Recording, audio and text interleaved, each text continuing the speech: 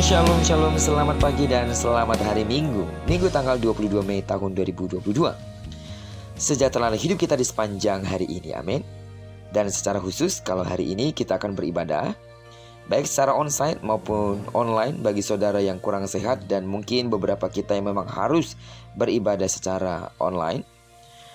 Percayalah, Tuhan akan menyatakan kuasa-Nya atas hidup kita saat kita memuji, menyembah-Nya, serta mempersilahkan Dia untuk bicara kepada kita secara pribadi lewat hamba-Nya yang akan menyeberangkan firman-Nya untuk kita semua.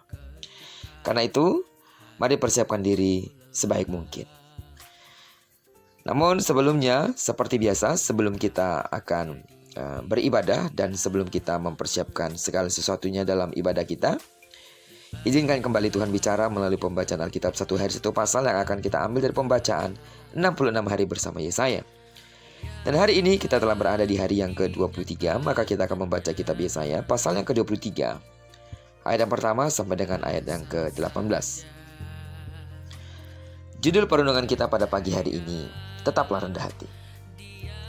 Sebagai pengantar renungan ini, saya akan coba bacakan untuk kita ayat yang pertama. Judul perikopnya adalah ucapan ilahi terhadap Tirus dan Sidon. Ucapan ilahi tentang Tirus, merataplah, hai kapal-kapal Tarsis, sebab Tirus sudah rusak, tiada lagi rumahmu atau pangkalanmu. Ketika mereka masih di negeri orang Kitim, telah dinyatakan hal itu kepada mereka. Saudara, pasal ini merupakan nubuat Nabi Yesaya tentang apa yang akan terjadi pada Tirus dan Sidon. Saudara tahu bahwa Tirus ialah sebuah kota yang kaya terletak di pesisir Laut Tengah dan selama berabad-abad menjadi kota yang diagungkan karena perdagangannya yang terkenal di belahan dunia pada waktu itu.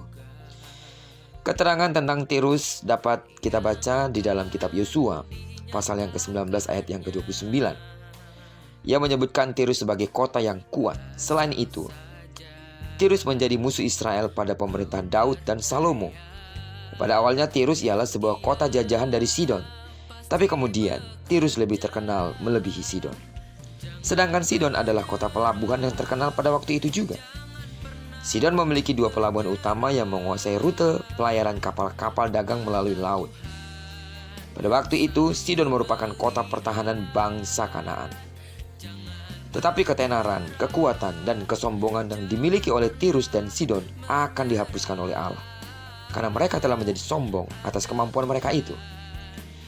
Tirus dan Sidon akan hancur, dan tempat kebanggaan mereka yaitu benteng dan pelabuhan tidak terlihat lagi. Tirus akan diserahkan kepada binatang-binatang gurun untuk dimusnahkan. Benteng-benteng pertahanan Tirus sebagai lambang kekuatan mereka akan dihancurkan. Kesombongan manusia akan luntur oleh kemahakuasaan Allah. Amin. Meskipun begitu, Allah akan menyediakan pemulihan Tirus kembali setelah lewat masa yang ditentukannya, yaitu selama 70 tahun. Inilah janji pemulihan yang Allah berikan kepada Tirus dan juga kepada Sidon. Sebagai perenungan kita pada pagi hari ini, manusia itu diciptakan penuh potensi oleh Tuhan, tetapi bukan untuk menyombongkan dirinya, tapi untuk memuliakan namanya. Kitab Mazmur di dalam pasal yang ke-22 ayat 30 menyebutkan orang-orang yang sombong itu adalah musuh Allah. Kita dipanggil menjadi anaknya untuk mengakui Tuhan di setiap bidang kehidupan kita. Maka Ia akan menunjukkan setiap jalannya bagi hidup kita. Amin. Kiranya perenungan kita pada pagi hari ini mengingatkan kita kembali bahwa tidak ada faedahnya jika kita menyombongkan diri di hadapan Tuhan. Karena kita tahu apa yang kita punya berasal daripadanya, dan Dia berhak dengan caranya untuk mengambil atau merampas jika kita tidak dapat mempertanggungjawabkannya di hadapan Tuhan.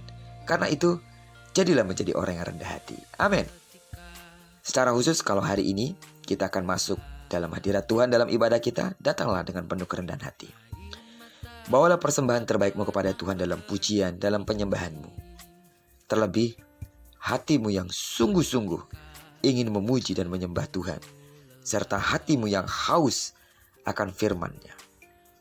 Itu akan menjadi sebuah dupa yang menyukakan hatinya. Doaku bagi sedang jemaat Tuhan yang mungkin terlibat dalam pelayanan hari ini, dimanapun saudara berada, pengurapan Tuhan mengalir atas hidupmu. Dan perjalanan sidang jemaat Tuhan dari rumah menuju rumah Tuhan akan ditolong dan disertai oleh Tuhan. Amin. Baiklah, diberkatilah kita sepanjang hari ini sesuai dengan janji firman-Nya bahwa apa yang dikerjakan tangan kanan dan tangan kiri kita dibuatnya berhasil. Kemanapun kaki kanan dan kaki kiri kita melangkah sepanjang hari ini, di sana pasti kemuliaan Tuhan akan dinyatakan. Amin. Diberkatilah kita bersama dengan orang-orang yang kita kasihi, serta bersama dengan orang-orang yang kita cintai dimanapun mereka berada. Terpujilah nama Tuhan. Shalom. Selamat hari Minggu.